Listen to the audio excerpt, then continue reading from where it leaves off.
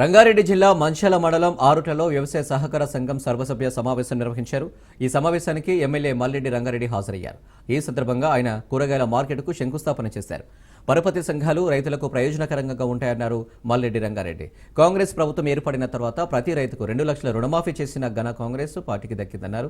సాంకేతిక లోపాల కారణంగా రుణమాఫీ కాని రైతులకు త్వరలోనే డబ్బులు జమ చేస్తామన్నారు. రైతులకు సహకార సంఘాలు వారధిలో పనిచేస్తున్నాయని మల్రెడ్డి రంగారెడ్డి కొనియాడారు. గడిచిన 10 సంవత్సరాల నుంచి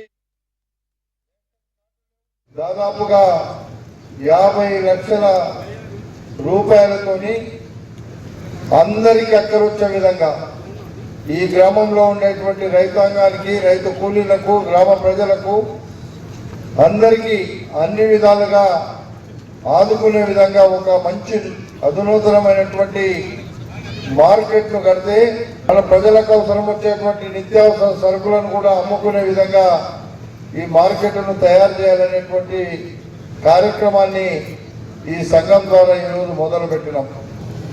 వచ్చేటువంటి ప్రభుత్వం ఇచ్చేటువంటి కార్యక్రమాలను కూడా చేస్తాం. ఇప్పటికీ మన సంఘానికి 1883 మంది రైతులకు ప్రతిపాదనలు వస్తే అందులో 3,73,65,639 రూపాయలు ఇప్పటి వరకు మాఫీ అయినటువంటి డబ్బు.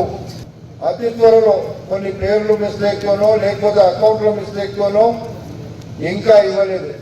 ఇప్పటికే ప్రభుత్వం 37 లక్షల కోట్ల రూపాయలు ప్రభుత్వం రైతుల కోసం విడుదల చేసింది. ఆ డబ్బును మీ అందరికీ కూడా ఎక్కడైనా ఇబ్బందులు ఉంటే, ఎక్కడైనా లోటుపాట్లు ఉంటే అవన్నీ సరి చేసుకొని ఆ రైతులకు కూడా, రానులకు కూడా ప్రతి రూపాయి ప్రభుత్వం చెప్పిన ప్రతి పథకాన్ని అమలు చేసే కార్యక్రమం భాగంగా ఈ రైతు రుణమాఫీ కూడా చేస్తున్నామనేటువంటి మాట కూడా